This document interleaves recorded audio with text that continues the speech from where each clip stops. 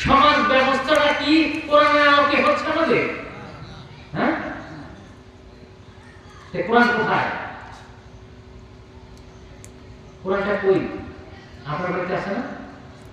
হাদিস আমার বাড়িতে আছে না? কোরআন পড়তে পারে আসে না? হাদিস জানে আসে না? তারা কি বলে? কোন কথা বলে? ওই প্রয়োগ কোথায়? আপনি ছেলেকে অযথা ছিল না, ওই ঝগড়ার মধ্যে ছিল না, আপনি ছেলেকে 4 নাম্বার আসামি দিয়ে দিচ্ছে, দেন এরকম? অযথা। আপনি ছেলে ছিলই না, আপনি ছেলে ছিল সেই সিলেটে, আপনি ছেলেকে 4 নাম্বার আসামি দিয়ে আছে। আপনার ছেলেকে ওই আসামি নাম টাকাতে আপনি টাকা লাগলো 10,000। এটা কি ঘুষ না? আপনি দিবেন না? আপনি ছেলেকে বের করতে হইলে আপনি কান্না করে হাতে পায়ে ধরে অমুক করবেন, যে ক্ষমতা আছে তার হাতে পায়ে ধরে 10,000 দিলে উনি 2,000 টাকা দিয়ে আপনার ছেলেকে ছাড়িয়ে গিয়ে 8,000 কি করবেন? সেটি মুসলমান না নাকি? হ্যাঁ, কোরআন জানে না, হাদিস শুনে না, ওয়াজ নসিহত শুনে না, শুনে 3 বছরে না থাকে, আর এই দিয়েই মারা যায়। এই কোরআনের কথা কোথায় বলবে? হাদিসের কথা কোথায় বলবে? কোথায় এর বাস্তবতা আছে? আমাদের বলেন যে কোন জায়গায় বাস্তবতা আছে। এই গলন্দ, এই জায়গার নাম কি? এই জায়গার মানুষ মিথ্যা কথা বলে না? না বলে না? বলে। তারা হাদিস কোরআন জানে না? সবাইকে নামাজ পড়ে? নামাজ পড়তে হবে জানে না? জানে। তারপর পড়ে। নামাজ কারণ ছাড় আছে না, পড়ে না কেন? সেটা জানে, পড়ে না কেন? পড়ালে কে তাকে? নামাজ পড়তে হবে, তাকে পড়ালে কে? চাপ পাবে না? এই তুমি নামাজে গেল না কেন? নামাজ পড়ে যাও, তারপর চাপ মারবো, পারবেন? পারবেন না? তাহলে তো সে ভয় গেছে, নামাজ পড়ে না। তাকে কি দিয়ে নামাজ পড়বে?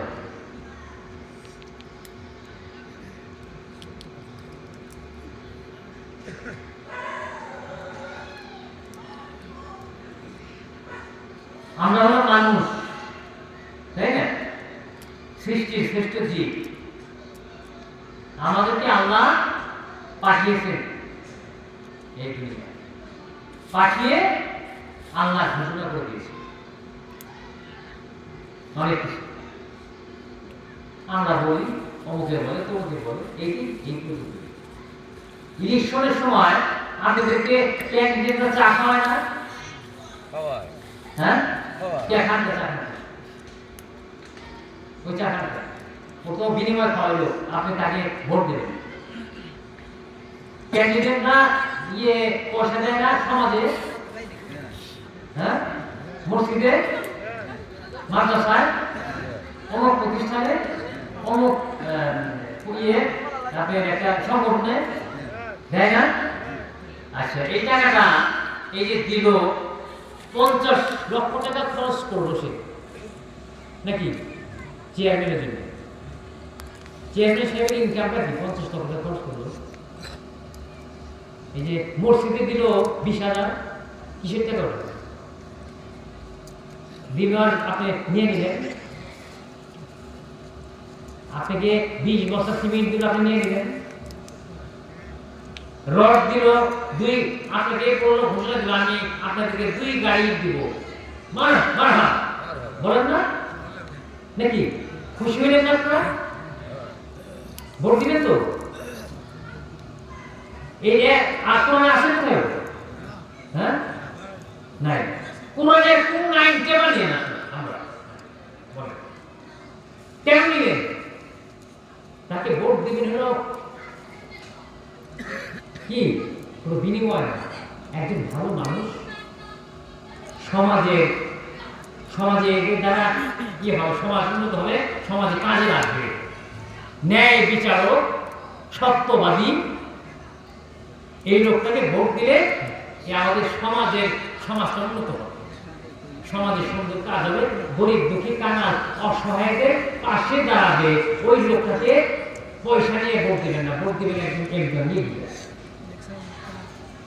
চাও খাবেন না, উল্টে চাটাকে খয়ে দিবেন, পারবেন? পারবেন? বলে আপনি একটা চাও খাবো না, পারবেন না? পারবেন না।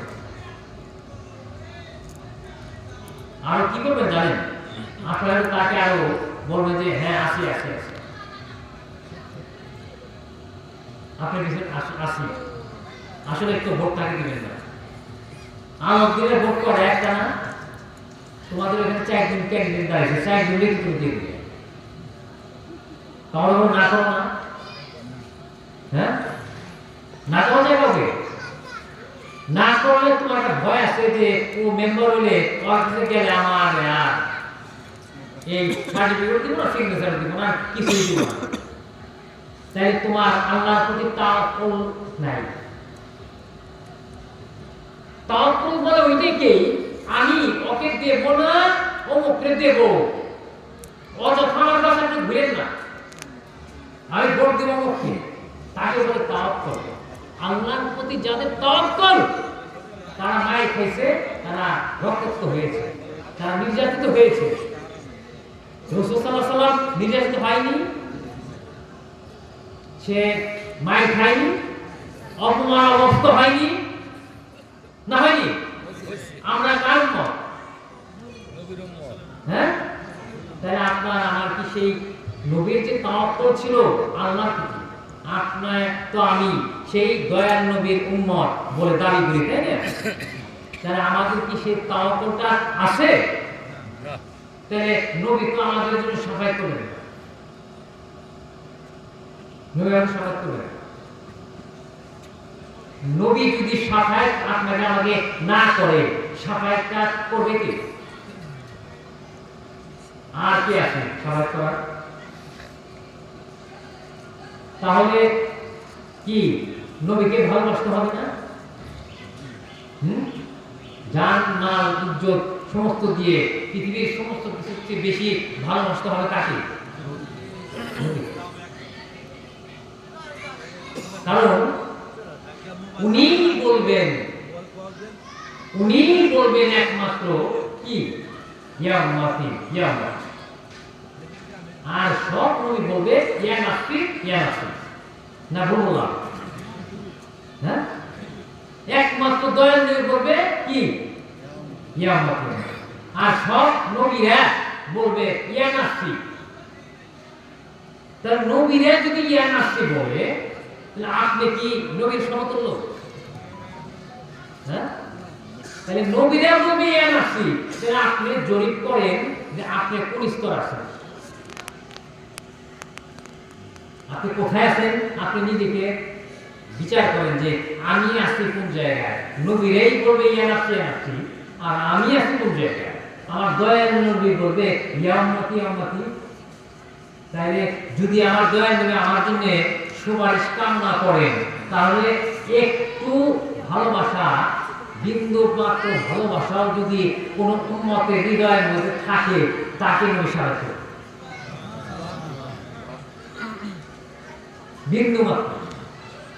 বিন্দু মাত্র ভালোবাসা যদি নবীর প্রতি আপনার আমার থাকে, তাহলেও আপনার আমি কি সেদিন পার পাবো।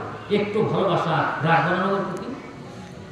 যাই কিছু করি না করি, অন্তর্পক্ষে একটু হইলেও নবীর প্রতি আমাদের ভালোবাসা রাখতে হবে নাকি? আমার কথাগুলো একটু বোঝার চেষ্টা করি। কারণ আমাদের যে চলাফেরা সমাজ ব্যবস্থা, আমরা যে পরিবেশে চলাফেরা করি, সমস্ত জায়গায় মিথ্যার আশ্রয় নিতে হবে। মিথ্যার আশ্রয় না নিলে আপনি পথ চলতে পারবেন। কারণ আমাদের সমাজ ব্যবস্থাই হয়ে গেছে এইরকম, যেখানে আপনি যান, যে কোনো ডিপার্টমেন্টে আপনি যান, ওইখানে আপনাকে কি আপনাকে একটু কিছু দিতে না দিলে আপনার কাজ হবে।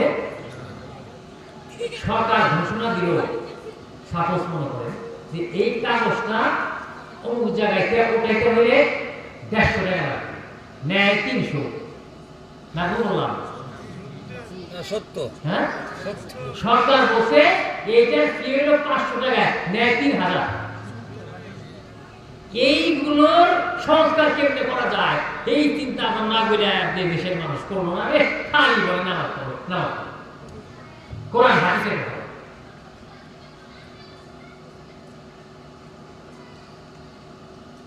মানুষগুলো কিভাবে অসহায় ভাবে ভুগতেছে, মাস্টার ডিগ্রি কমপ্লিট করে এমএ পাস করে ছেলেরে ভ্যান গাড়ি চালিয়ে এমএ পাস করানো হয়েছে তার চাকরি নেই। কারণ 10 লক্ষ টাকা ঘুষ দেওয়া ওই ভ্যান গাড়ি আনার পক্ষে সম্ভব না। কোরআনে আছে না ঘুষ? হ্যাঁ, তাহলে কোরআন ফালিয়ে দেন কেন? কোরআন ফালিয়ে দেন। যে কোরআনের আইন চলে না, যে কোরআনের আইন চলে না, সে কোরআন কোরআন করে লাভটা কি? কোথায় কোরআনের আইন আছে আমাকে দেখায়, হাদিস কোথায় আছে দেখান আমাকে। যে অমুক জায়গায় কোরআন এবং হাদিসের আলোকে পথ চলতেছে, অমুক জায়গা দেখান। বলেন একটা প্রমাণ দেয়। অফিস আদালতে যায় দেখে জান্নাত নাকি জমি খারিজ করার জন্য, দলিলপত্র করার জন্য, তারপরে যাদের নামে যে যান না, যে কোর্টটা চাইতে যান না, যে দেখেন টাকা কিভাবে উঠতেছে। 2 নম্বর উকিল রাখবেন, লাগবো 200, তার জন্য লাগবো আর 2 তো হয় নাকি 2000 তো কম পক্ষে দিবেন না বলতেছি। হ্যাঁ, এর ডাইরেক্ট হাদিসে লেখা আছে 500-300 টাকা লাগবো, কিন্তু 2000 দিন লাগবো। আছে না হাদিসে লেখা? হাদিসে আছে লেখা, কোরআনে লেখা।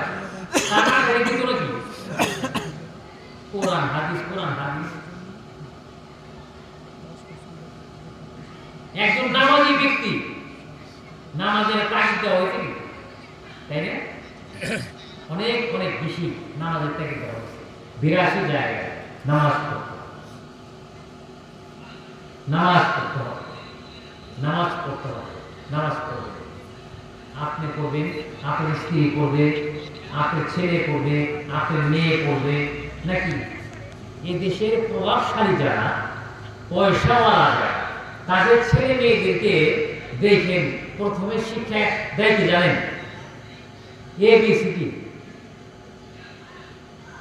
আর এখন তো মোবাইল, ABCD শিখায়, তাই না?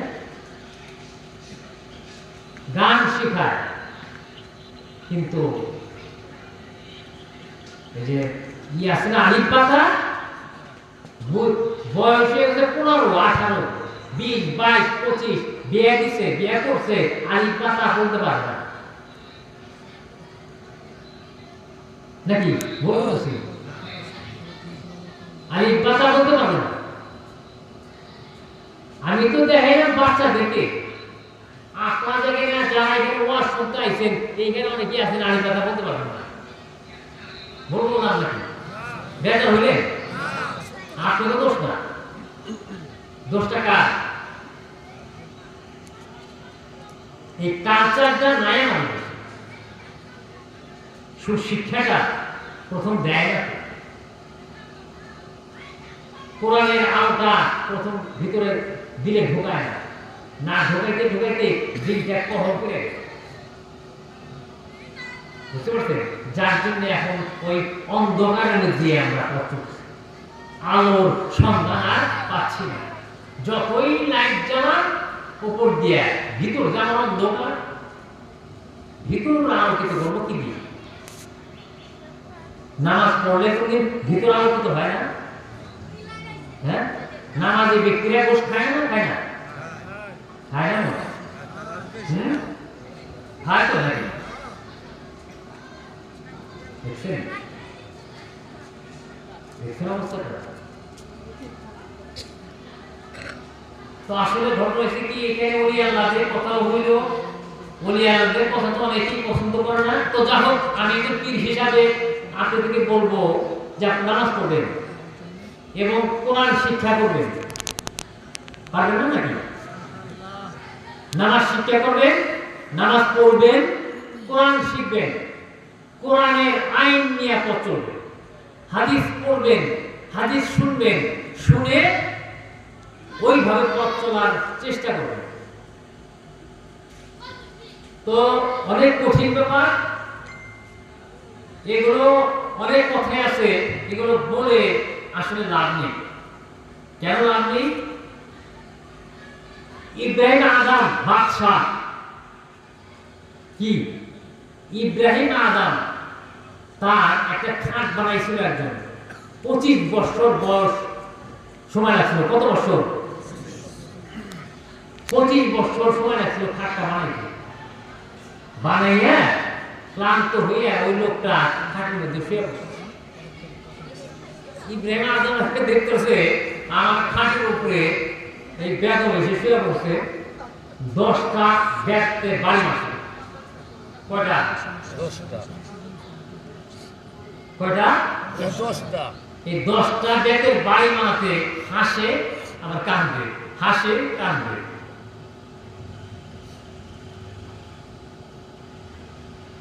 বলে যে কি ব্যাপার, আমি তোমাকে ব্যাগকে হাত করলাম, তুমি হাসো আবার কাঁদো, এই কাঁদনি বলো।